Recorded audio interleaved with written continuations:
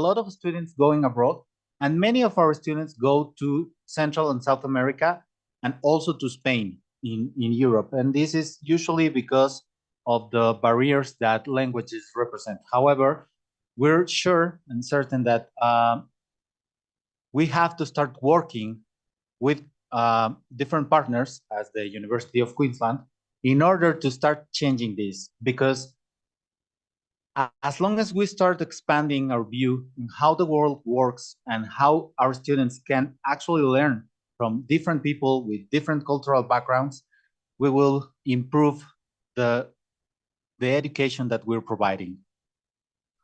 So we have 4 research units, and I will emphasize the work that they do in 2 of them, which is the unit in research in morphology and function, and also the research in biotechnology and prototypes, where we have several researchers working with different approaches to conservation, ecology, and management.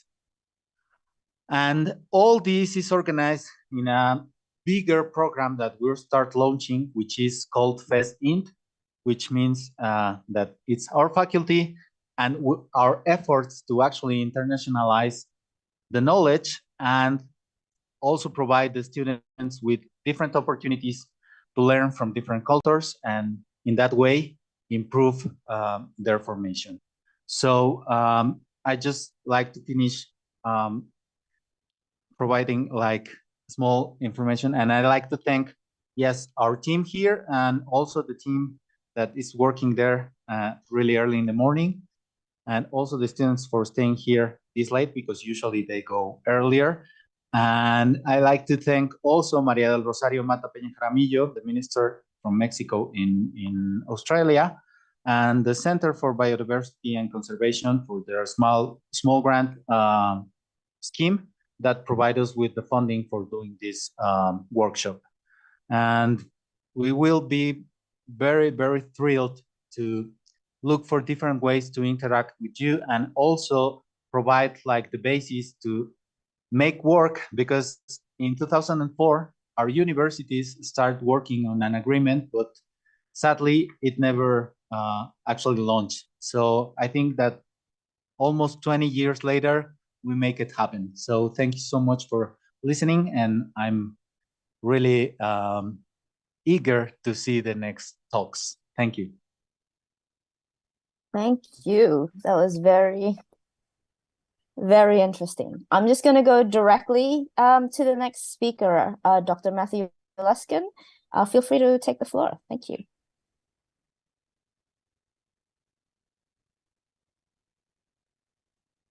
Hello, everybody.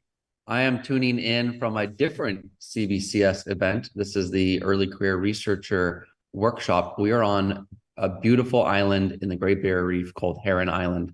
I'm actually here with Carlina, but in a different room. I'm going to share screen and get started. Okay, you should see how unorganized I am. And now I go to full screen. Are we looking good there? Looks perfect. Okay, cool. All right, so I am a wildlife ecologist. I focus on trophic cascades in Southeast Asia. That means what happens when large predators are removed from ecosystems. But today we have a special presentation because I will talk about tigers. And then a recent graduate student, Alejandro Garza Garcia, who just finished his master's. Oh, it says Alejandra. Dude, sorry, man. It's Alejandro. He just finished his master's here at UQ in our conservation biology program and did a whole study of jaguars. So I'm going to do about 9 minutes, and then I'm going to hand it over to him to do 9 minutes on jaguars. Okay. So just to orientate us, this is Southeast Asia. This is showing plant diversity. It's a very, very big biodiversity hotspot, but there's relatively few research papers in ecology in this area. It's also, this is a number of threatened mammals, very, very high levels of threat due to hunting and habitat fragmentation predominantly. This is the forest cover. The pink shows deforested area. You can see the remaining habitats are very fragmented. And also the reason for that is largely in the last 25 years, the growth of one crop, oil palm plantations. These are used for vegetable oil. That's the photo you see on the right is a bunch of oil palm fruits growing out of the base of the palm tree there. It's really productive. The only downside to oil palm is it grows where tropical rainforest grows. So I'm going to talk about a study we did in Sumatra to look at the tigers. And so this is the habitat availability in Sumatra in 1985 versus 2010. You can see how much of it has been lost relatively recently. In fact, 50% of the forest was cut down in just 25 years. So we decided to focus on tigers because that's who gave us money. I wrote the exact same grant to study other animals and it was not funded, but people love tigers. You can also make a case that they're potentially really important. So this is their place in the food web in Southeast Asia. They may be a keystone species. We are testing that right now in a different project in the lab. So we had a few questions here. One, what are the factors influencing tiger densities in Sumatra today? A lot of people have said they see a lot of tigers in plantations. Tigers are eating livestock out of plantations. So we asked, are plantations suitable habitat? And the way we tested that is, are the densities in plantations similar to the densities in forests? Which remaining forest patches have viable tiger populations? And viable here means 25 breeding females to prevent genetic inbreeding. What's the total population size? Everyone wants to know that number. And is the trend increasing or decreasing? So this is where we did our study. We sampled these 3 very well-known national parks. These are also make up the UNESCO World Heritage Site Rainforest of Sumatra. We put out between 60 and 90 cameras at each one. These areas cover 500, 800 square kilometers. And then we got lots of pictures because what we were doing is we were setting camera traps. There's a picture of us setting cameras dressed as Rambo. We get pictures of all sorts of animals. So our study species, tigers, of course, but then all sorts of cool, cute critters. That was a tapir. These are elephants right before they smashed the camera. Can you guys see what's here? Clouded leopard, beautiful animal. Lots of pigs until recently, since now there's African swine fever, all these pigs are dead. So many pigs, they get piled up. Sun bear, pondering life. A baby sun bear. Some selfies. Porcupines, they always travel in 2s with their partner. Some mating displays from the Argus pheasant. Pretty cool. Even some evidence of tiger attacks. So you see that big claw mark on the tapir's shoulder there. All right, so we were looking to estimate densities across these landscapes, comparing parks and their relative abundance within the parks. So we use the stripes to identify each tiger. Then we use mark recapture and a version of mark recapture called spatial mark recapture to estimate their densities while accounting for the probability that we detect them. I'm not going to go into the stats, but how you study tigers ends up being as important as the actual factors affecting tigers. And that's something that Alejandro is going to talk about for JAGS in a minute. So what do we find? Well, these are our 3 parks. And the first thing to notice is we have huge variation among the parks. Okay, so twofold differences in densities. The second thing is to look at the second category, that's the second row there. And that shows that plantations on average have 71% lower density than forest. So that means tigers are using plantations. They're hunting, they're moving through them, but it's not high quality habitat for them. But it does mean they're probably not dramatic blocks to migration and connectivity. We also found that they use huge home ranges, much bigger than in India and other places. And that's important because it means we need larger reserves to conserve Sumatran tigers than we need for other large carnivores potentially, or even tigers in other areas. So then we wanted to know, our next question was, all right, this is good. We have some densities. We see some variation, but how do we know if this is normal populations densities for tigers or if it's changed through time? So for that, we needed to compile all the previous density estimates, and then we need to standardize them because people use a lot of different methods. And then we use some regressions to look at which factors assess impact tiger densities, and particularly we're looking at whether or not their densities are changing through time. So these are the results of that analysis. We got, I think, 18 different density estimates. And what you see at the top there is that time since 1996, when the first density estimate came out, the density, which the effect on density, which is shown on the x-axis, is positive. What that means is through time, we've seen higher and higher tiger densities. And that is not surprising because there's been a massive investment in conservation efforts and anti-poaching patrols in Sumatra. And that shows that it's likely been effective. But we see that areas where there's a high deforestation rate have lower tiger densities. That's also likely because that's where people are actively hunting, because where there's deforestation, there's new roads, people can come in and hunt. We also see that they are less likely to be abundant in secondary forests. These are selectively logged forests, and in relatively unproductive habitats, such as peat and montane forest. So then if we look at all the different habitats there, we can use these densities for the different habitats to estimate the population size in each park. And when we do that, and we do that for the year 2000 and the year 2012, we have these 15 key parks, and we find that there's been an 18% decline in the total number of tigers over the last 12 years, even though the densities have increased. And the reason for that is that the deforestation rate has outpaced the rise in tiger densities. Okay, so to answer our questions, are tiger populations increasing or decreasing? They are decreasing, even though densities are increasing. We're packing more tigers into smaller parks. Are plantations suitable habitat? Sort of. Lower densities in the plantations, but they are using plantations. What are the key drivers of tiger densities today? Deforestation, likely because of ongoing poaching. And what is the wild population size in Sumatra? 618. Compare that to well over 6,000 Sumatran tigers in Texas alone.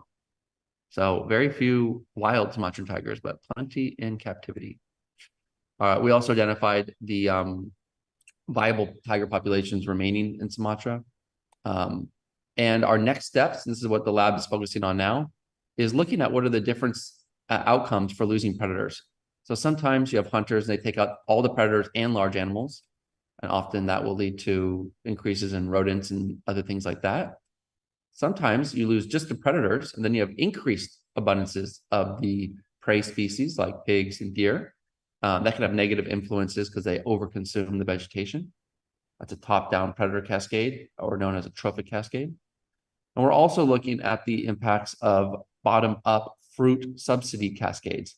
And this is when you have more fruiting, or a crop like oil palm producing extra fruit that some of the animals can eat, and they become more abundant, and that could support more predators. So these are the ongoing questions in our lab. Okay, I'm going to say thank you, and I'm going to hand it over to Alejandro. So I go stop share, and I'm going to mute. Hola a todos, buenos días y buenas tardes. Gracias, Matthew, por la presentación. Y yo les voy a hablar de mi tema de investigación. Y por si no delataba el apellido, soy de Monterrey. Okay, so I'll be talking about estimating jaguar densities while controlling for methodological bias. Jaguars are the third largest cat species in the world, and the only living member of the Panthera genus in the Americas. While unlike their Asian and African cousins, jaguars are globally listed by their UCN as near threatened. And while we have good data on well-studied subpopulations, globally, we don't have comprehensive information on their densities or the population trends throughout their range. And this is of concern. Like tigers, jaguars are apex predators. And given their affinities with water, jaguars affect systems, aquatic systems, as well as terrestrial ones, making them an interesting keystone species and an interesting species for conservation. After tigers, jaguars are the most common study species in camera trap research. Being a key figure in this field, jaguars are also quite commonly used in capture-recapture studies. In this context, capture-recapture studies work by establishing a survey to detect the species with camera traps. By processing the image, we can use the cat's unique code markings to identify unique individuals. With these individual IDs, then we can create capture histories for individuals across the survey. With these capture histories, we then can create a population size estimate using a capture probability times the initial captures. And for density, we use that said population size estimate divided by the area comprised of the convex polygon where the camera trap array is, shown here in the light gray, and adding a buffer. Now, in classic capture-recapture studies, that buffer is estimated using the mean maximum distance move within the camera array. And this can create some issues. Firstly, it's non-spatial. It's quite easy to underestimate home range size. And with a smaller buffer, that means that we have a smaller overall area where we detect the species and produce higher density estimates. With spatial capture-recapture, as the name implies, has a spatial component, namely the scale parameter, which instead of being the mean maximum distance move, it is a measure of how much the animals move away from their home range, and we extract that information from the camera trap data. And this could be attributed to differences in resident individuals or dispersing individuals, differences in how males and females use the landscape, or even differences in how seasonality affects movement. And having this scale parameter allows us to have a corrected density estimate.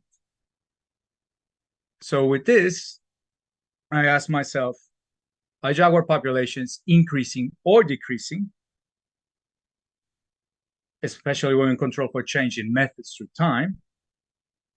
And if densities vary due to across their range or across environmental gradients. Now, by no means, I am not the first one to ask this question, but as I mentioned before, we have good local information. I just wanted to put this globally for the species range. And so with this, I set out 4 hypotheses. The first one, that a methodological bias between older capture-recapture and new spatial capture-recapture, namely that capture-recapture estimates would be higher than spatial capture-recapture. Secondly, that jaguar densities are declining over time, even for this method bias. Thirdly, the jaguar densities vary with the environment, and this could be attributed to different environmental covariates like elevation or rainfall. And finally, the jaguar densities vary with human influence, again attributed to different measures such as the human footprint index or forest integrity. To analyze the data, I work with meta-regression models to propagate error, because different density estimates have different precision or standard error. And with meta-regression, we can use the density standard error as a weighting. Therefore, we favor those estimates that are more precise, giving us a model structure similar to this, where we have the density and the method variables, the year, and environmental covariates. For the environmental covariates, I looked at different GIS layers, and I standardized them using a 25-kilometer radius buffer, and using that for each of the density estimates that we could find, and for the different environmental covariates, as well as anthropogenic, such as I previously mentioned, human footprint, landscape integrity, and also land tenure. So my data collation and standardization had this workflow where I ended up compiling 330 density estimates across about 20 years of data. And using the latitude and longitude, I was able to pinpoint those locations, create and extract those covariates, and also create landscapes, because this is important as a random effect. We could have different studies surveying near each other, but there could be nuances within those landscapes that we need to account for. And therefore, these meta mixed regression models were ideal for this analysis. And what were my results? Well, my best performing model was the one that included an interactive effect between convex polygon, the number of cameras, and differences in methodology, and including biome and human footprint. The second best model was the one that included survey year as an important covariate. But something to look at this table is that on the top 5 best performing models, methodology played a key role in determining the effect size and density. And we can see that in this chart, where studies that use spatial capture recapture have a negative effect size on jaguar densities. Convex polygon also has a negative effect size, as well as the number of cameras used. Now, the biomes was tropical grasslands and conifer forests were not significant for negative effect size, but it's still an interesting trend. But flooded savannas is where we have a higher effect size, and this is compared to tropical rainforests. Survey year had a slightly positive but non-significant effect, and human footprint did have a negative effect. So what does this tell us? So yes, methods do impact density. So study design and analysis strongly shapes densities. And this is not something that's been proved for the first time. We have evidence for jaguars, and as Matthew mentioned, for tigers as well. Are densities declining? Not really. Survey year was not included in the top model, and it showed a positive trend. And again, this could be 2 nuances at a local scale. Densities vary within the environment. They do, with the highest densities in flooded savannas, namely El Pantanal, and lowest densities in grasslands and conifer forests. And this also goes well with some studies in Venezuela that showed that the species inhabited in grassland biomes, the jaguars populations in grassland biomes, are more at risk of extinction than those ones in forests. And finally, the biggest human influence was the human footprint, and had a significant negative effect, which means the species is very sensitive to whatever any anthropogenic changes in the land. And I think this is quite interesting to, again, put it in a global scale. And this is all tools that I learned thanks to the lab. Thank you. Thank you, Alejandro and Matthew. Thank you, everyone.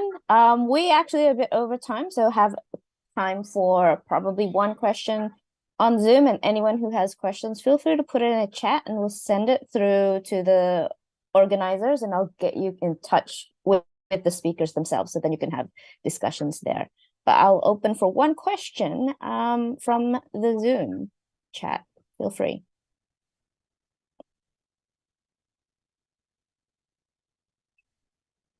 Oh, if there's no one from the Zoom, I'm just going to read the question that's from the chat. From Adriana, is there a direct relationship between tiger population size and diversity of prey and or habitat heterogeneity? If so, is that source of results suitable for extrapolation for top predators somewhere else? So you can read it also in the chat, Matt. Yeah, it's a great question. We're looking at that. That answer is not available yet. We are running analyses now to look at the relationship between tigers and prey and whether or not that's positive. So like bottom-up control of an ecosystem would suggest that more prey would enable more tigers. But also there's other research that shows where there's tigers, they suppress prey, right? They regulate prey population. So there might not be a positive relationship there. And how that is mediated by habitat heterogeneity, we don't know that either. So these are great questions that we are looking at in the lab and do not have answers for you yet. The other question was, are there suitable corridors for the remaining tigers in Sumatra? I would say no, but tigers will disperse through plantations and agricultural areas quite far. So there's a few parks that are so isolated that it's unlikely they will be able to be connected. And there are, for instance, Waikamba is really a great park, but it's so isolated. It's unlikely to be connected to any other forest. But the other parks that have a few kilometers, 100 kilometers of plantations between them, tigers will likely disperse through that matrix. So it's kind of called like a semi-permeable matrix between these forest patches. Great. Well, thank you. We are going to move on to our next speaker. I would also like to announce for the speakers to make sure to look at the time. There will be a time on your screen on what you have left. We are trying to keep on time, and obviously, so we have more discussions because that's exciting. I'm going to introduce the next speaker is Dr. Maria, who will be talking about hummingbirds. And Dr. Maria has an extensive experience in research in hummingbirds with lots of publications and very great research experience there. And I will give the floor to Dr. Maria and look forward to listening to the exciting presentation. Thank you.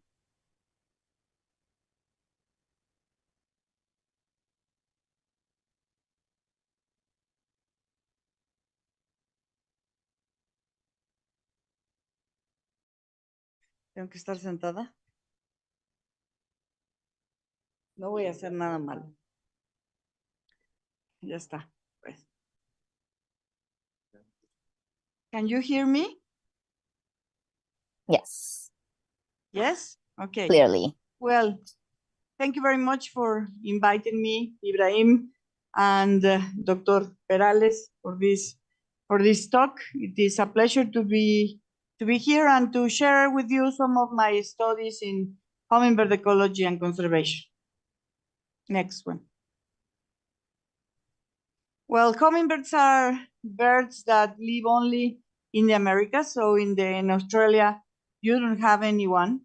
We have 59 species, 330 in the world. 13 species are endemic to Mexico, and 9 species are under conservation in the Mexican law, and 5 species threatened in the international laws. Next one. They belong to a family that is called Trochilidae, that is very homogeneous, and it's composed of neotropical birds that have long bills, very short feet, and very long wings, and very pointed wings. Next one.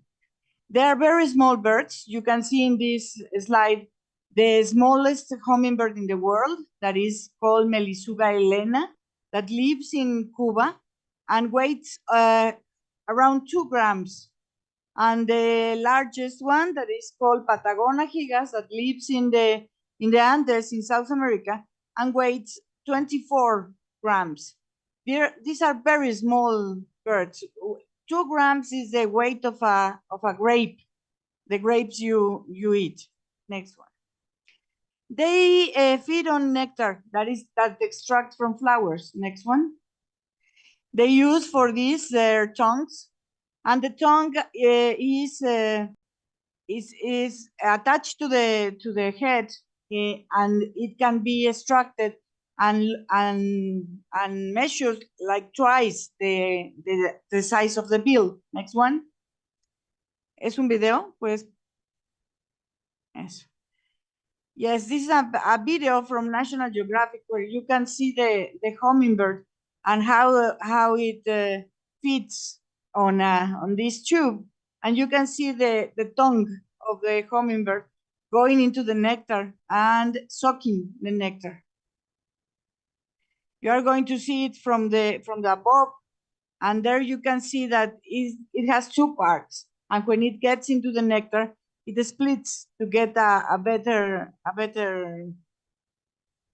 time of nectar.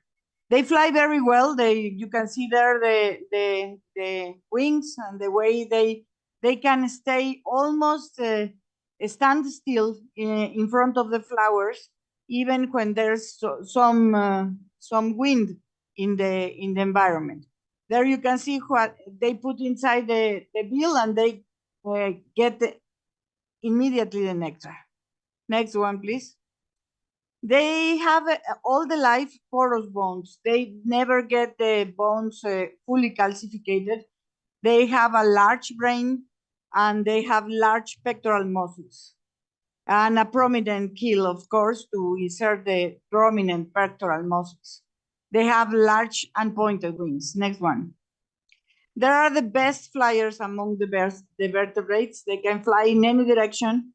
The muscles, the flying muscles represent around 20% of the total weight. The wings can move between 80 and 20 times per second, and their flight speed varies between 50 and 95 kilometers per hour. Es un video. You can see here how they can even extract the nectar with the head up, down. Next one. The metabolism is very, very high. The body temperature is high too, it's around 40 grades centigrade. They need to feed timely, not more than 20 minutes without feeding nectar. Next one. They live between 9 and 10 years. Next one. The nests are cup-shaped. They are done with vegetable materials, and they are lined with the spider webs. They put 2 white eggs without any marks, and the females, they do all the breeding activities. Next one. This is the distribution of all the hummingbirds in the world, 330 species, 59 for Mexico, 17 for US and Canada, and all of the species in the US and Canada are also our species because they spend the winter in Mexico. They are migrants. They are pollinators. They visit more than 1,200 plant species.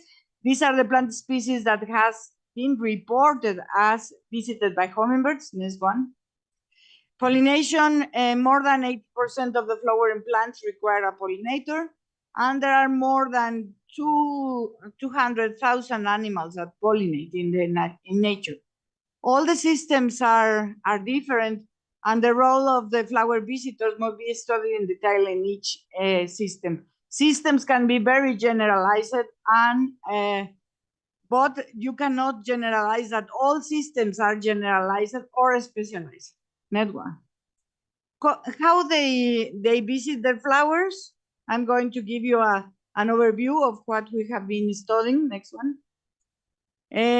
We did this survey to see if there are families, plant families, where the visitation of the hummingbirds are more common, and we get to these numbers: 105 plant families and more than 1,300 species of plants visited, more than 400 species in Mexico, and almost the 300 species of hummingbirds that we have are registered visiting one or other plant species. There are many plant species, but the thing I want you to see is they love flowers with colors that are very, very contrasting with the environment: red, pink, orange, even white or yellow, but very contrasting with the environment. They are tube-shaped generally, but they can eat nectar from any kind of flower. They visit a lot of Heliconia plants, also plants from the genus Salvia, genus Ipomea. Next one. 31 plant families represent 80% of the registered interaction. So there are some plant families more visited than others. Next one. But if you see this with the phylogenetic of the plants and also the phylogenetic of the hummingbirds, you can see that the plants are visited almost by chance by all the hummingbirds. You can have the basal plants, the ones that are situated in the basal part of the phylogenetic tree, are more visited by more basal hummingbirds, but basal hummingbirds also visit other plants that are not in the basal part of the phylogeny. I'm going to make you an overview of some of the studies my students and I have done in Mexico. This is a map of Mexico, and the points are sites that we are going to visit as hummingbird studies. Thank you. Next one. This is the study sites varied in the diversity from 70 to 2,080 8,000 meters above sea level, from the tropical dry forest to temperate pine oak forest. Next one.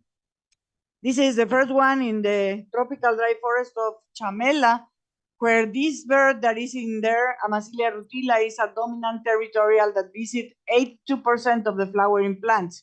There are other subordinated species listed there. Next one. Amasilia rutila use without doubt the best energetical resources, but there are some resources that are visited by other species. Next one. Because of morphological constraints. This hummingbird, you can see the very long bill, and it can visit, of course, the very long corolla flowers of some plant species that Amasilia cannot visit. So in spite of being a subordinated, this can visit any kind of flowers because of its long bill. Next one. In Manantlan, the pine oak forest is situated only 50 kilometers in a straight line from the other side. It has much more hummingbirds, 17 hummingbird species, 23 plant species. Next one. We can see here all the strategies hummingbirds use to feed. They can be dominant, they can be subordinated, but also they can be territorial, that is using its dominance to protect some patches of flowers, or trapliners, that is visiting flowers, making roots of feeding. Each species exhibit a particular behavior, but it can change with sex or with every day. Thank you. Next one. This can change seasonally. One bird can be a territorial in one season, and next season can be a trapliner. But also can change even daily because of the abundances of other hummingbirds and the abundance of this species change. Next one. The interactions have some specialization that is very good to see in this picture. You can see here a picture of a hummingbird with UV light, and you can see pollen that is placed in its head from two plant species that grow together. And you can see how the pollen is separated. The yellow one, what you see yellow in this picture, in the forehead, and the other one in the back part of the head. So plants can separate the pollen and make a better use of the visits of the pollinators. Next one. This is another site. Tehuacán-Cuicatlan Valley is covered by columnar cacti in central Mexico. Only 7 species of hummingbirds, 29 species of vegetation types. And in this site, the role of the hummingbirds are mainly nectar robbery, and because most of the plants are pollinated by bats in the night. Next one. Another site, pine oak forest in Chapa de Mota, 7 hummingbird species visiting 18 plant species. Another one. El Palmito, Sinaloa. Here we did a study in altitudinal gradient from the 148 meters above sea level to above 2,000 meters. 3 vegetation types, 20 hummingbird species, 64 plant species. Next one. And in general, we can see that if there are more flowers, there will be more hummingbirds, both in species and in number of individuals. Next one. Hummingbird communities can be ruled by morphology, by plant and hummingbird abundance, by resource distribution, but the main thing that they are very variable in time and space. For conservation, of course, all of these studies of natural history are needed, but we also need to protect the habitat and to promote environmental education. Next one. These are the 5 species that are threatened under international laws. They are endemic to Mexico. Next one. And you can see here the distribution of the species. You can see the crested coquette in the upper right place. It lives only in 40 square kilometers in Guerrero, in Atoyac. And you can see the other distributions that are wider, but not so wide to ensure conservation. Next one. But hummingbirds as tigers are very charismatic. And people love hummingbirds because they represent things as love and good luck. Next one. So we can promote habitat restoration if we live in cities in the form of gardens, but if we live in the country in the form of habitat restoration. Next one. A hummingbird garden is a place where hummers can feed and rest and, if possible, can nest. We use citizen science background to promote this conservation and making tools to invite people to preserve the hummingbirds, books, leaflets, etc., and to make activities with people of all the ages, from the very beginning to the elderly. Next one. We also have worked with habitat restoration, making native plant nurseries to show people that we can produce these native plants to make the gardens. Next one. In 2014, we made the first garden for hummingbirds in Mexico City, here at the FES Iztacala. Next one. And we continue working with many schools from the high schools like this, the EMS Cuarto Tláhuac. Next one. EMS 1 Tlalpan, as Iztacalco, and also with kindergartens, with the conservation in La Cantera Sur. Next one. And also with elderly houses to promote the use of native plants and in here of feeders, because they don't have the best of the vision, so it's easier. We have more than 500 gardens registered all over the country, but mainly in the area of Mexico City. You can see it in the website. Next one. Thank you. Next one. Thank you very much for that presentation and that talk. It's very fascinating, the many different dimensions of the research that you covered, from evolution, ecology, all the way to conservation. It's amazing work. I'm going to open the floor to questions. For those on Zoom or even in the person over there at UNAM, feel free to unmute and ask a question. Alejandro, did you have your hand up? No? Okay. No, I didn't. Okay. All right. Any questions? Feel free to unmute yourself and ask away.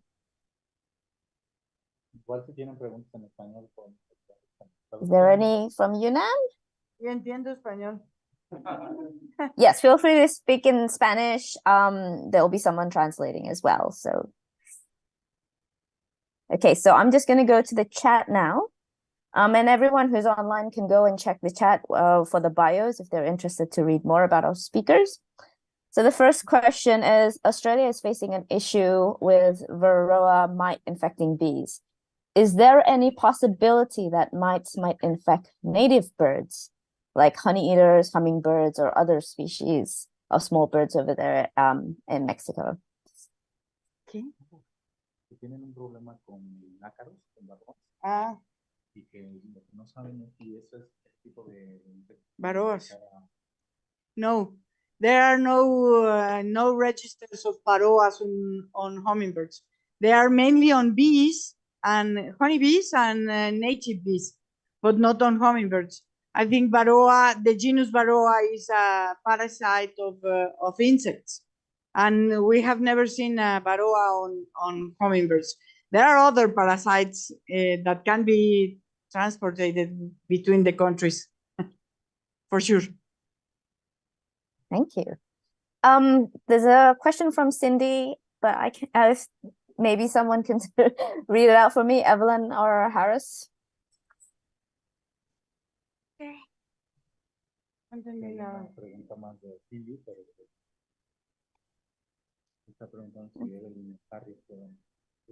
Oh, okay, sorry, the translation right under there. So for those question in English is, what do hummingbirds need to nest in urban gardens? What do hummingbirds need to nest in pollinator gardens? Thank you. Yes, to be in a pollinator garden, they need what to feed on, flowers, yes? But to nest, they need trees or shrubs where they can make the nest. They need plant material to build the nest, and they also need some spider web to tighten the nests. And that's it. If you have any tree or shrub where they can nest, you are going to find a nest. They are very easy to do. All right, maybe we have one more question, the last one. Gracias. Amazing work. The gardens developed in Mexico City with citizen science. Are they monitoring visiting hummingbirds? How many are they visiting, and what type of gardens have been successful? Well, we have been monitoring gardens in places like here, like the Iztacala. We have a lot of students, and many of the students want to see hummingbirds. And in Mexico City, there are one species that is very common, the Berylline hummingbird, Saucerotia berylina is the more common. And the next thing to be common is Sinanthus latirostris.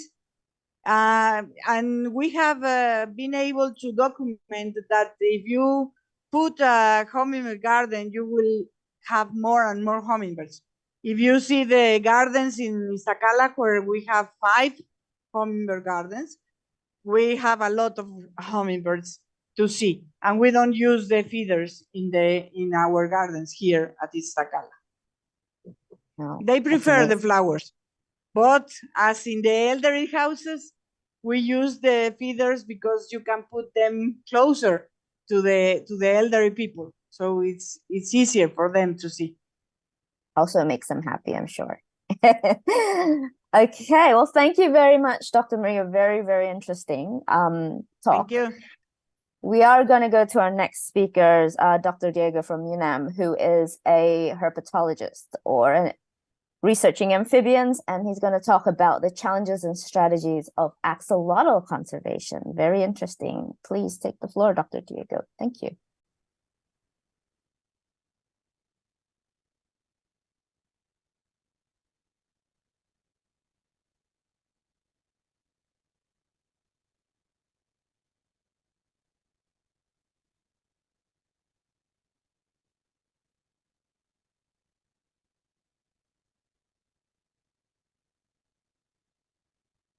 Hello. Oh, is Dr. Diego online or in person?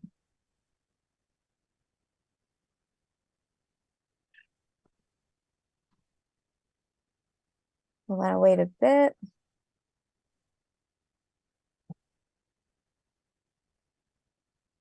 While we wait for Dr. Diego to come and start the presentation, just a reminder. Oh, there we go. Sorry? Oh, there he is. All right. I'll let you take the floor. Thank you.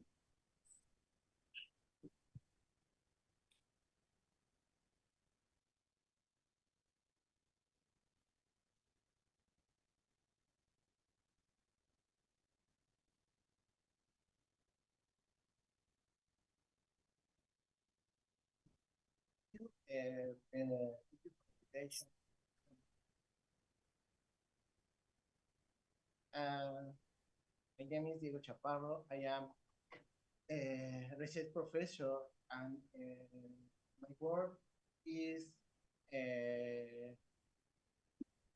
sorry, I'm sorry, I'm nervous for the presentation. My work is mainly research conservation in endemic amphibian of Mexico. The genus the Ambistoma is principally typical axolotl. Okay.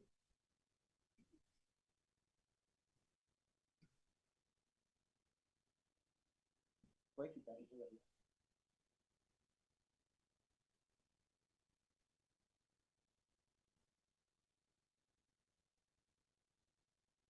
Okay.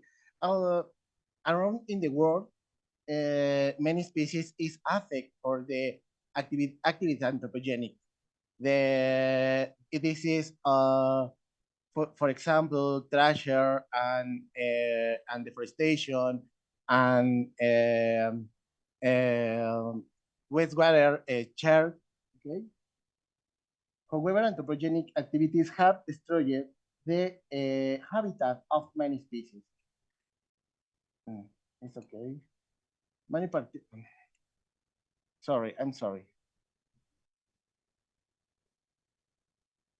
Es que no se alcanza a ver la presentación. ¿Se puede hacer pequeña? There is a translator online as well, so feel free to speak in whatever's comfortable. It is automatically real-time translated.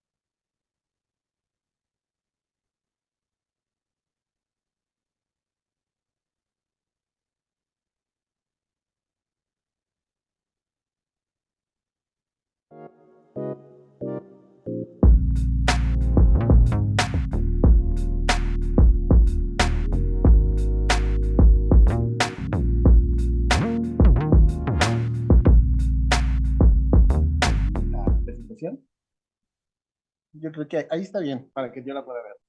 ¿Ok?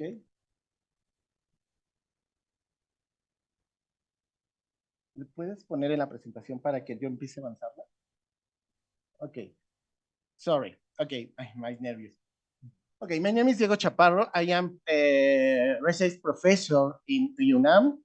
My work is conservation in amphibians endemic of Mexico of genus Ambistoma. My topic is challenge and strategies in the conservation of axolotl endemic amphibian of Mexico. Now we speak one history of credit for lower the conservation in axolotl. The conservation in axolotl is very important for the is a species emblematic of Mexico. All the species on the planet have the right to hairy and definite environment. However, anthropogenic activities have the development in strategies for the conservation.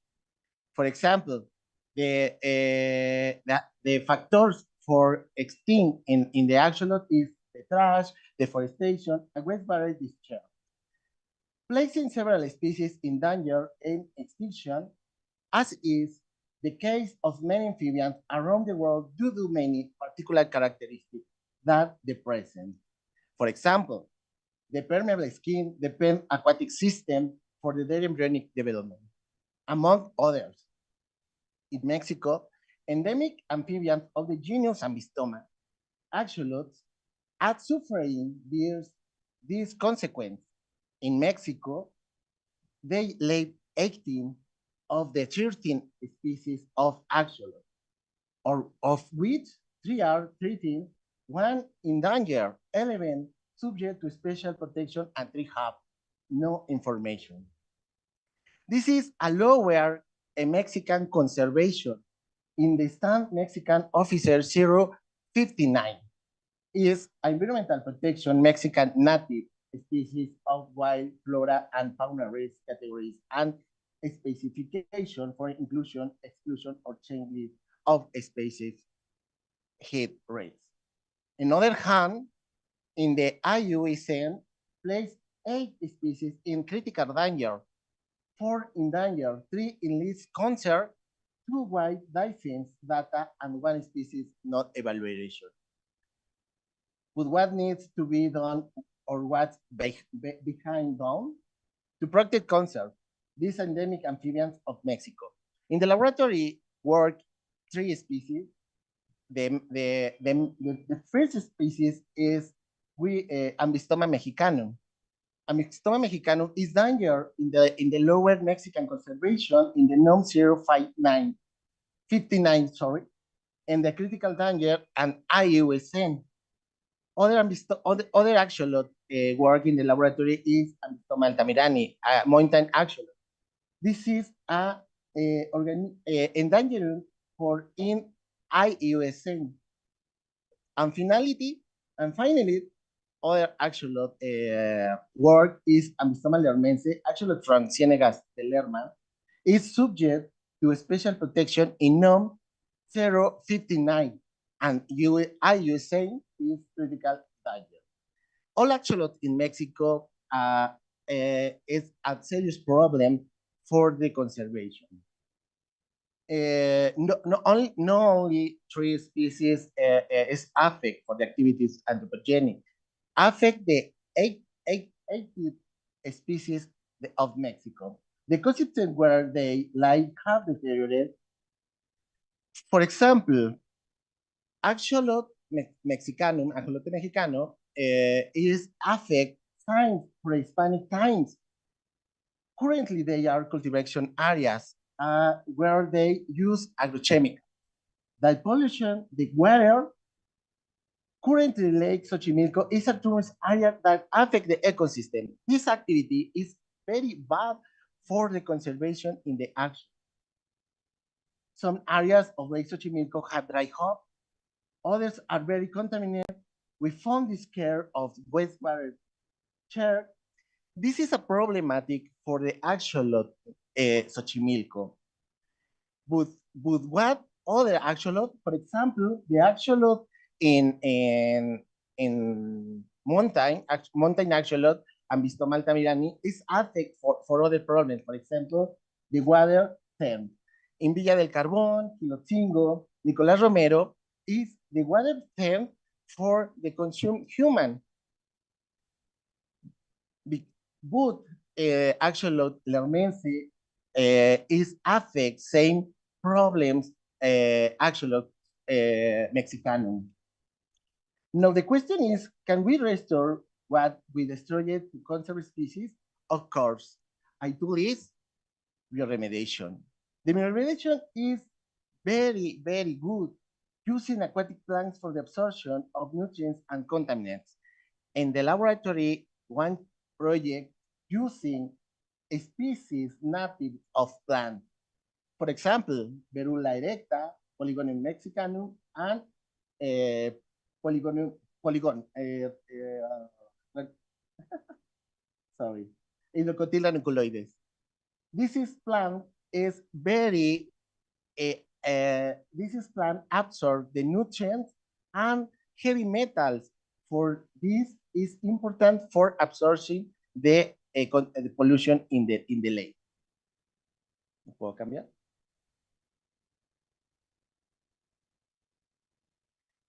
But the species invasive or species exotic or species alien is good. For example, the Eichhornia crassipes water jacinto as invasive plants can also function as bioremediation. In a master project, we are analyzing a biogeochemical dynamic of phosphorus and nitrogen in relationship with phytoremediation process using macrophyte Eichhornia crassipes. is a jacinto, water jacinto. And it is effect on the zooplankton community. In addition, the absorption, the plants is a refuge for zooplankton. Is important for zooplankton is the food for axolotl in the first week. This is a master research in marine science and limnology by Darío Rueda. Zooplankton is important for food in the first week developed in axolotl. Zooplankton is linked between bacteria phytoplankton and secondary consumer, and zooplankton is linked between detrital particles and secondary consumers. This is information is looked in the paper Feeding Behavior of Larvae Ambystoma mexicanum in collaboration for Dr. Nandini and Dr. Sarna. But other problem, very, very serious, is exotic species. The exotic species is introduced by human activity to endemic life. They compete with endemic species and replace them. For example, the mouse and amphibian, this is introduced in America for the Spanish people. The jacinto, the Conia crassipes, is introduced Brazil. But more species than used is carp and tilapia. Carp and tilapia, a global problem regarding introduced aquatic species are carp and tilapia in the world. They deteriorate fauna and native flora because carp and tilapia tolerate big factor physiochemical and slow factor physiochemical. But because difference in living the axolotl and introduced species is a density in the lake. Actuality in the density in the lake is the 1 and 2 organisms for various methods. So the carp and tilapia density is a 0.032 organisms per meter square, and tilapia is 0.093 organisms meter square. So generalist organisms. All the phenomena in the lake is a typical bullying. It is a bullying ecological or ecological bullying. This aside, the fish give me your food. Axolotl native is what happens is a ecological bullying. By tolerating many environmental factors, exotic species have many survival advances. For example, the turbidity. The turbidity in lake is influencer for phytoplankton, sediments, resuspend sediments for fish, and effluent discharge. What is the effect the turbidity in the species? Increased turbidity has a negative effect on visually feeding aquatic organisms. Detect in a medium clear, detect the prey. In medium turbid, no detected the prey. Suspend particles interfere between predator and prey. So, or result, the axolotl is visually weak compared to tilapia, which has a greater visual capacity. Finding a constant disadvantage in capturing prey, since the medium, what is from Lake Xochimilco, has turbidity that affect this capture. For example, the axolotl, the area the capture of prey is small compared the area capture the species invasive. The vision of axolotl is limited, only 5 centimeters away. The vision in fish is the 15 meters. In imagine, observe where area is little in clear medium for capture the air in ambystoma. Look the big area, the capture in species invasive is more. But look, the species invasive in area capture the prey in medium turbid is big or medium clear and in species native. What for what? Is for the position the eyes in the two species. The position the eyes and tilapia is the front. Is look more area. The position the eyes in species invasive is from lateral fish from ambystoma. The front is short in the loop for the capture and prey.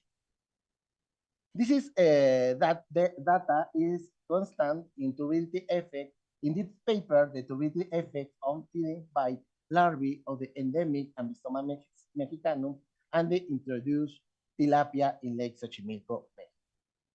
But there is another very serious and dangerous problem, microplastics. The microplastic is a serious problem for what we are investigating. In laboratory, the project determination of the transfer of microplastics from predations of plankton and Ambystoma mexicanum, an amphibian endemic to Mexico. As we already mentioned, zooplankton is the main food in the first weeks of development. And zooplankton feed of phytoplankton. But phytoplankton is similar to microplastics. It's a transferring the zooplankton or organisms but axolotl. This is Diana Manriquez, Master Research in Biological Science. Look the data in this paper. So other problem. This is agrochemical, mainly chlorpyrifos. And so we can continue talking about many problems that affect axolotl. For example, chlorpyrifos. But what happened warming global? It's important the temperature for axolotl. The axolotl tolerate temperature is low. When increased temperature is affect the axolotl in combination agrochemical and warming global is bad. Or the combination is the study is joint effect of global warming and agrochemical pollution on the species Ambystoma mexicanum in Lake Xochimilco. In this project is very important today. In this project, it was observed that agrochemical such as chlorpyrifos affect embryonic development, mainly the affect the notochorda, is the form the notochorda. Other project is affect the water quality on the feeding ecology and of axolotl Ambystoma mexicanum in collaboration on Dr. Nandini and Dr. Sarva. All problems in Xochimilco, in Villa del Carbón, in Ciénegas de Lerma, actually currently affect these three species of axolotl. Axolotl of Lerma, axolotl of mountain, axolotl of Xochimilco. It is very important to raise awareness among the population of this issue, environmental education. The environmental education is very important for the conservation the axolotls in this area. Other problem is political peoples. The currently is a pretext for flags the axolotl for the all political. But with the results we have obtained, we know many doors of and political people. Because axolotl deserve to live and not be just a cultural or political flags.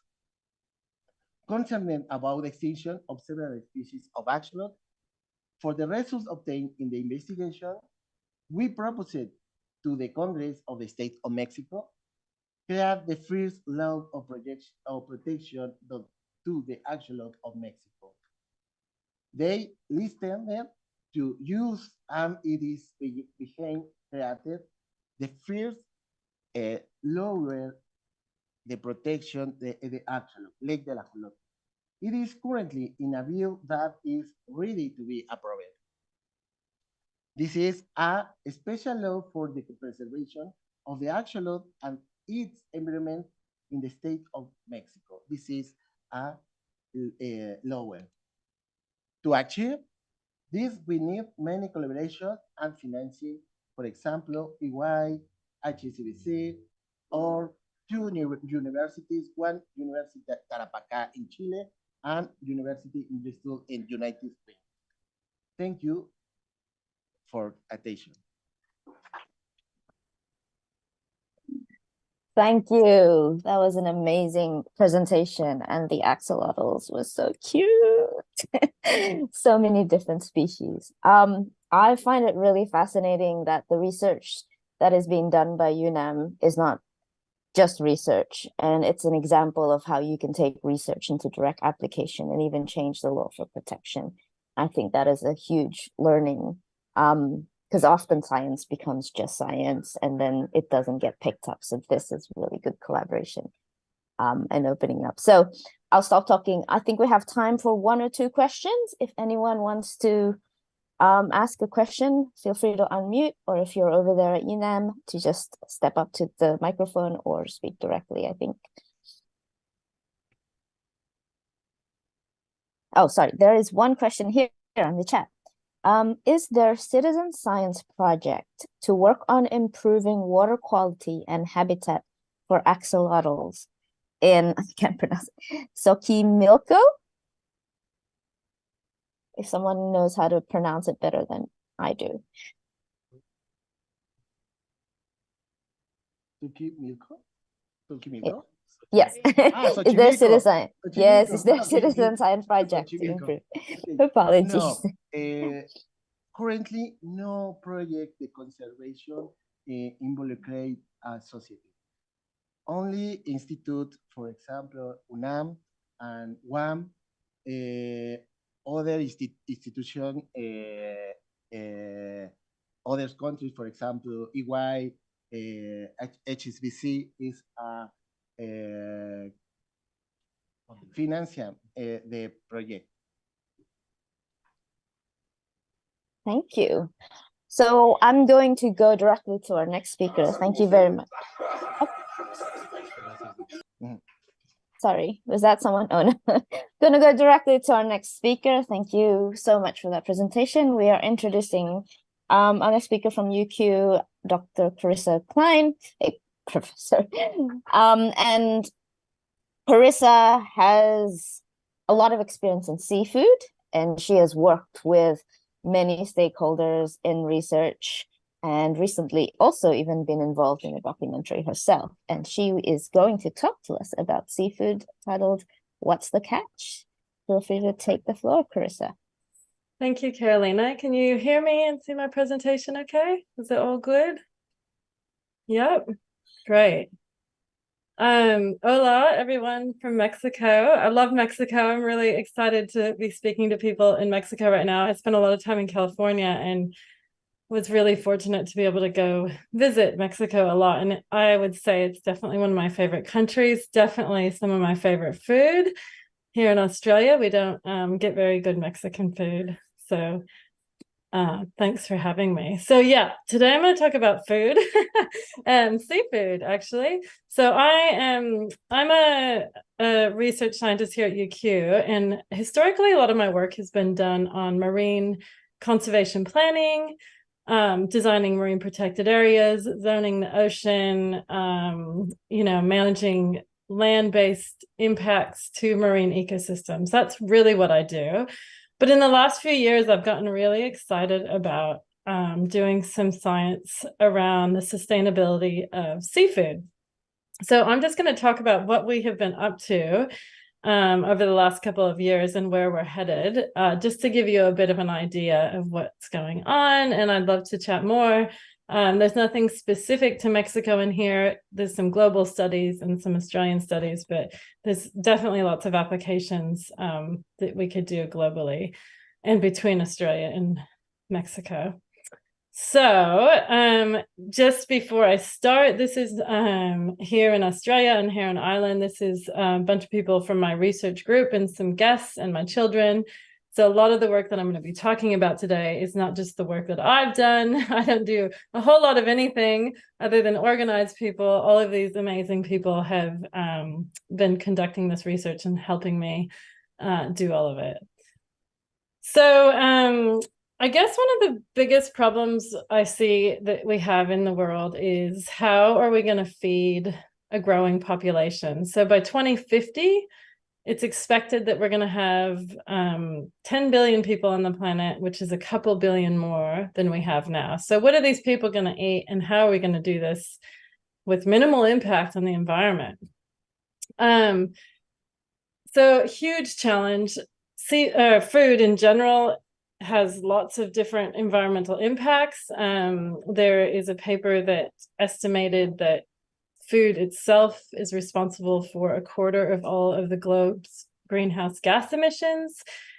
It takes up about half of our ice-free land to produce food and uses a whole lot of water that we use. So it has a big impact on the environment. And seafood, is part of this, and it's going to play a really important role in solving this problem of how we're going to feed the world, because seafood is incredibly nutritious. It provides a lot of the micronutrients and vitamins that we need to survive, especially in countries that don't have access to these sorts of things as easy as other countries. It can be an incredibly environmentally efficient animal-based protein if caught or grown properly, and people love it. People love to eat seafood, definitely here in Australia and globally. So seafood's going to be a really important way of figuring out how we can feed the world in an environmentally friendly way. So our research is really focusing on what are we eating, both here in Australia and globally, and where does the seafood come from, how is it produced, and what are the sustainability implications around all of those questions. So it's kind of big, and we've only started chipping away at some of these things. So I'm just going to zoom in on Australia at the moment. Seafood consumption in Australia has been on the rise over the last few decades, and the consumption of fish per capita has been increasing greater than any other food group here in Australia. So it's on the rise. Australians really rely on seafood coming from overseas rather than being produced here in our water. We're a massive island within a gigantic exclusive economic zone and big capacity to produce our own seafood, which we do some of, but we export a lot of our seafood because it's very high value. And we import, it's estimated 60 to 70% of the seafood that we consume here in Australia is imported. So that's this light blue area. And that's been, as you can see, increasing over time compared to how much we produce here in Australia. Which is fine, but there can be some sustainability implications with that, especially for other countries, which I want to talk about. So like I said, estimated 60-70% of seafood we consume is caught outside of Australian waters. So that can be in other countries' waters, and that can also be in the high seas or outside of places where countries have jurisdiction. So what are the environmental impacts of the production of seafood? So this graph is by Jessica Gephardt, who's based in America at American University. Not graph, but image. So basically, there's two main ways that seafood's produced. One's through fishing, which is on the right in the blue, and one's through aquaculture, growing the seafood, which is on the left in the green. And both of those production types are associated with a whole range of environmental impacts, whether it's to do with emissions of greenhouse gases or bycatch, like catching of species that aren't targeted. It can be lots of different pollution in terms of diseases, toxic emissions, eutrophication, land use, water use, you name it. There are a whole lot of things we need to consider when we eat seafood and if we want to sustainably produce seafood. But not only does the production of seafood have environmental impacts, it has social impacts. So when I'm talking about sustainability, I'm talking about environmental sustainability and social sustainability. So some people have found and linked global fishing and aquaculture to a whole lot of labor rights abuses and modern slavery. So people aren't getting paid properly and aren't being treated well in fisheries. And this is a really big problem around the world. And there's stuff around that. So we want to make sure that when we're eating seafood, we're not supporting that. Getting seafood from other countries increases our risk of what they call IUU fishing. So illegal, unreported, and unregulated fishing. So there's a lot of, depending on where the fishing is occurring, every country has a different sort of regulations on growing seafood, on fishing, and all of these things. Some of them have quite strict rules, others don't have any rules at all, or maybe they have rules, but they just ignore them. So a lot of fishing around the world is illegal, unreported, and unregulated, and we want to try to minimize that. Another problem with seafood is that unfortunately, we eat a lot of threatened species in seafood, and it's not illegal. So it's legal to catch, sell, and buy species that are threatened with extinction. So we found, this is one of my postdocs, this was part of her PhD, Leslie Robertson, that globally there are 92 threatened species in global fishing records, and none of this was illegal. This was all legitimate fishing.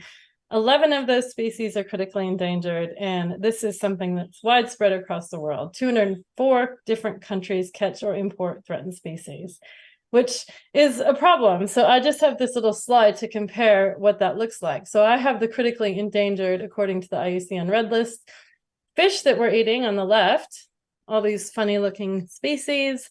And then I have some critically endangered species on the right from the land. So we've got the, mountain gorillas, we've got a hairy-nosed wombat up there, and rhinos, all sorts of things. So for some reason, we're quite happy to legally catch, import, sell, eat endangered species when they're in the ocean, but we're not on the land. We just wouldn't do that. It's not socially acceptable. It might happen through illegal trade, but it's not something we do. You can't go out and order a mountain gorilla, nor would you want to, but you can go order something that's critically endangered that's in the ocean. So that's a problem. So back to what I was talking about. So this is the global map, and it shows a study that mapped out how effectively every country manages their fisheries. So basically, fisheries management effectiveness is highly variable across the globe, with the countries in red. Mexico was assessed to have ineffectively managed fisheries. This is an old study. Keep in mind that lots of places have improved since then. And then countries that are in green are very few and far between. Maybe focus on the yellow ones that have more effective fisheries management. So the reason I show this is because it shows that when a country gets seafood from another country, they're potentially getting it from a place that doesn't have great environmental and social regulations. And to just reiterate that point, so I've got Australia here in the center, and we can import seafood from countries that have poor fisheries management, so that worse off, and we can import from countries that have better fisheries management. And I guess along with that is the assumption that if we're getting seafood from countries that don't manage their fisheries well environmentally, we are sort of displacing our impacts to someone else. So I kind of calling it you're having your cake and eating it too. So we're getting all these amazing benefits of eating seafood, but at a cost to countries, most of those countries who are disadvantaged in some way. So just to look a bit more into that, so on the x-axis here we have time, and on the y-axis we have how many tons that Australia is importing into the country. And basically it's showing that all of those top 4 red boxes are managed to an extent that is less good than Australia. So most of the seafood that Australia gets is from a country with less effective and very ineffective fisheries management. So the dark red is really the really ineffective fisheries management. So that's problematic. Which countries are these? So this was in a little analysis that Rosa did and looked at, what countries we're getting most of our seafood from. So we're getting a lot from Indonesia, China, New Zealand, etc. And it shows how much we're getting on the x-axis, and it shows how well they manage their fisheries. So that those dark red areas are that they're not managing their fisheries that well. Mexico is not on this list, but we just did sort of the top ones here. So what we found, we did a little global analysis on this, is that globally, like up to half of the seafood that all countries are importing are coming from countries that manage their fisheries less effectively than themselves. So basically they're saying, look, if you catch something here in our country, it has to meet a certain criteria and be of a certain standard, but happy to lower that standard if we get seafood from somewhere else. And this just shows on the y-axis like the management effectiveness score of every country, and on the x-axis the percent displaced from less effectively managed places, and highlighting that one big problem with this analysis is that China, who's the world's biggest exporter of seafood, has quite a high management effectiveness score, meaning that there's some debate as to whether or not that score is correct. And if that was lowered, actually these results would be much more bigger, but much more striking, because a lot of countries get seafood from China. And just to go back to this, a bit out of order, this one's, but back to Australia, everyone is always asking me, oh, what about Australia? Certainly Australia doesn't catch threatened species in the seafood, but actually, yes, we do. So Australia has at least 21, and actually there's some new data that's suggesting this is quite a lot more. 21 threatened species caught or imported by Australia. So here in Australia, we're definitely eating species that are threatened. It's not a huge amount, but it's still a problem because we have so many biodiversity regulations here, and we claim to be, a global leader in conservation, marine conservation, and we think that the whole world should do what we're doing, yet we still have some problems. So I think we need to fix these things up. And just looking at us globally, Australia is the 32 largest importer of threatened species by volume globally. And this is mainly tuna and piked dogfish. So yeah, just back to Australia, it has so many commitments to, like, the Convention on Biological Diversity, to protecting its not only our own resources, but globally making a commitment to conserve the ocean in general. And says they're a world leader in management and conservation of the environment, but yet obviously we have some work to do there. And I think looking at how we can improve the sustainability of seafood that we eat here in Australia will help have a flow-on effect in other places. Here's my having your cake and eating it too. So here in Australia, we just order fish and chips like it's no big deal. Not thinking about the implications socially and environmentally in other places. And I should just say in Australia, and I don't know if it's common in other countries, if you buy cooked seafood here, it only has to be labeled as fish. We don't have to know what exact fish we're eating. And obviously there's hundreds and hundreds of species of fish that we could be eating. And we would never do that for, terrestrial-based meat. We never just order meat. We order chicken, we order lamb, we order beef. We don't just order fish. So that's a law in Australia that needs to change so that people can help make good decisions, like what fish do you want to eat and how is that fish going and what are the trade-offs of eating that fish for the environment and socially. So the good news is in Australia, the Australian government is, over the last couple of years, been looking at a new seafood import control policy, and we've been helping inform that policy. So they're trying to figure out ways they can get less illegal, unreported, and unregulated seafood coming into our borders. And obviously, this is a global problem, an issue. So it's not like we're just looking at Australia, we're looking at what are the implications of regulating imports. How does that look economically for other countries, socially, environmentally? How do we do this? So they're trying to come up with this really sort of groundbreaking, world-leading import control policy that other countries can follow suit on. Because right now, we can pretty much just import whatever we want, and there's very few regulations on it in terms of seafood. Yeah, and obviously there's, we can't just say stop importing or import less, because that could have also negative socioeconomic implications on the countries we're importing from, which are mostly developing nations. And a lot of this work didn't consider aquaculture. I should mention that, but we're working on aquaculture at the moment. So yeah, I guess the whole goal of our research is to improve the traceability of seafood. So we know when we eat seafood, we know what it is we're eating, where it was produced, and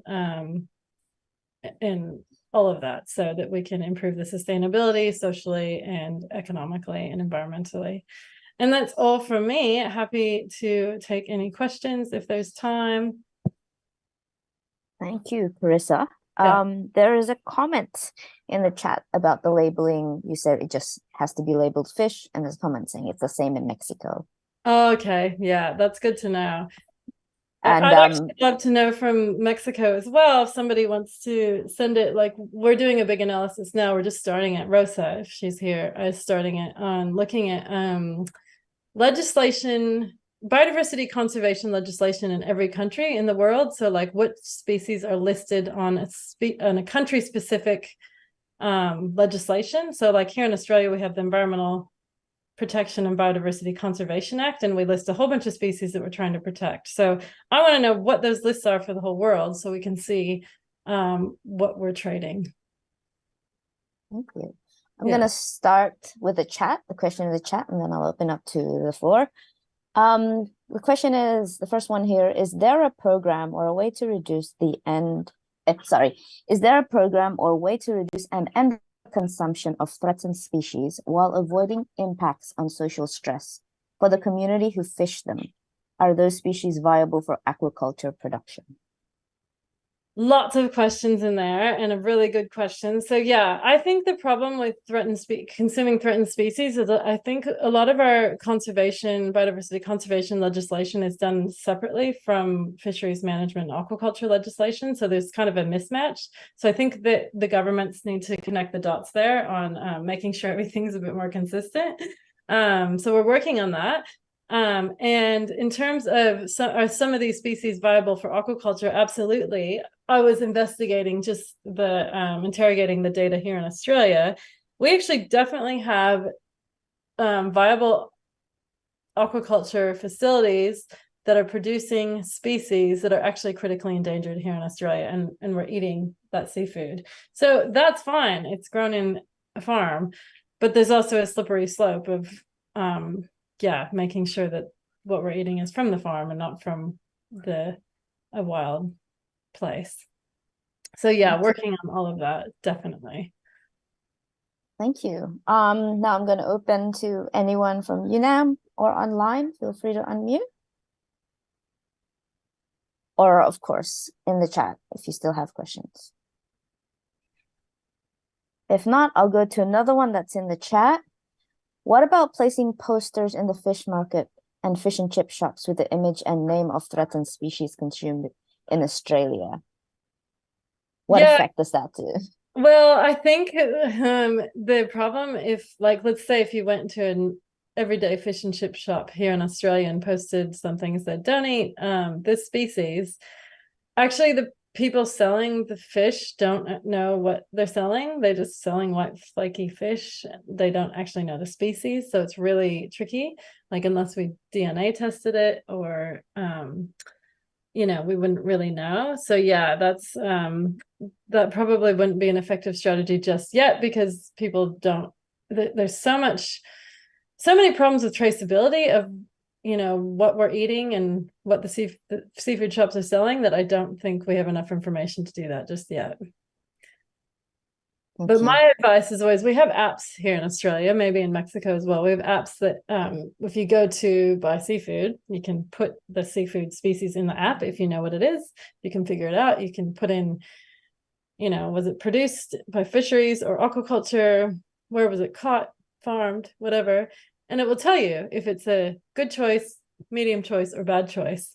But you have to have that information to be able to put it in there. So I always encourage people to use that app. But we did another study that found that, you know, most the species that we sell here in the shops, we can't actually find the information we need to make a sustainable choice. So my suggestion, and what I do is, well, if you can't figure it out, then just say no and choose something else if you have the privilege of doing that. Thank you. Are there any questions? If there's none, before we close, actually, I have one question, Carissa. Yes.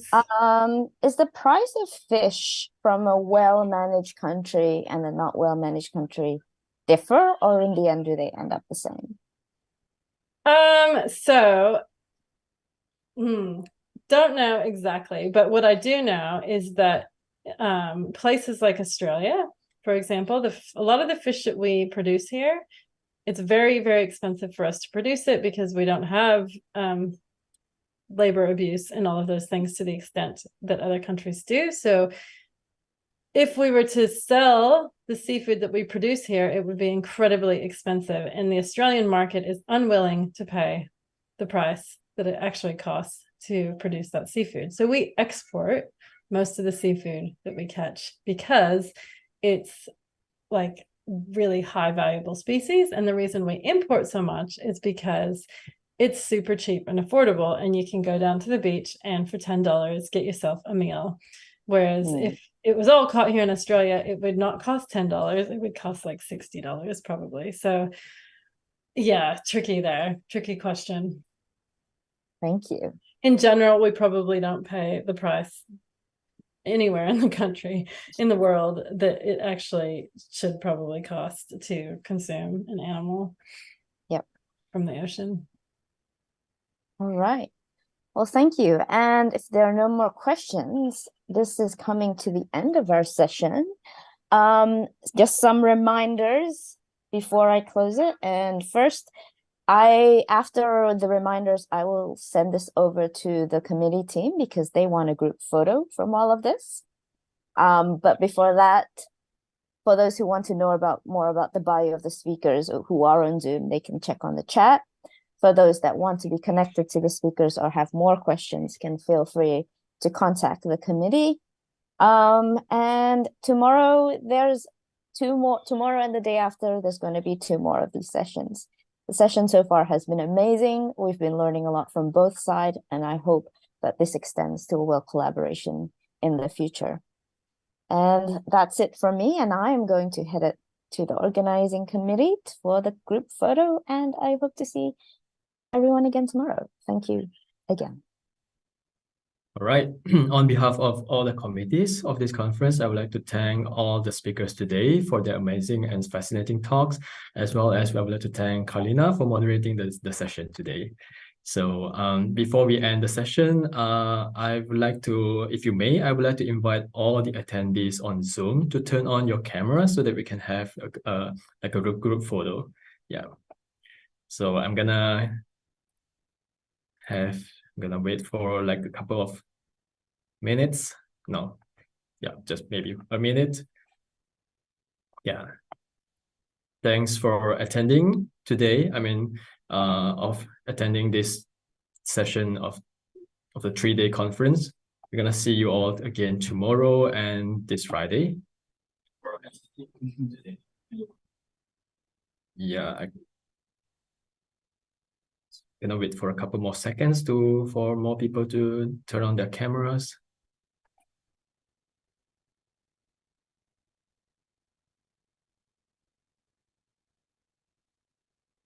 All right.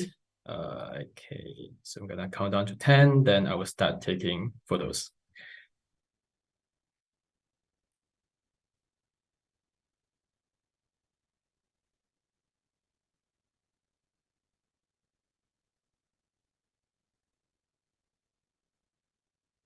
All right, in 3, 2, 1, please just hold your smile. I'll be taking several screenshots. Hold your smile.